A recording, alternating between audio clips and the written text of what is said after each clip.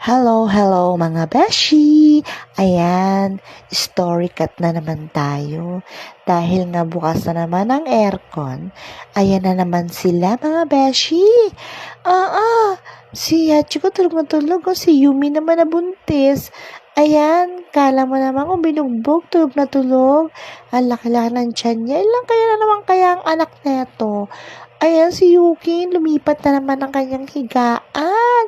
Oo, naglipat pa silang dalawa dahil nilalamig nga daw po sila.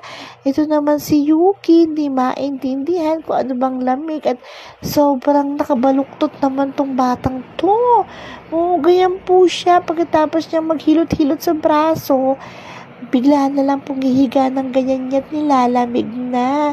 Pag inilabas mo naman, sasama na naman ang loob.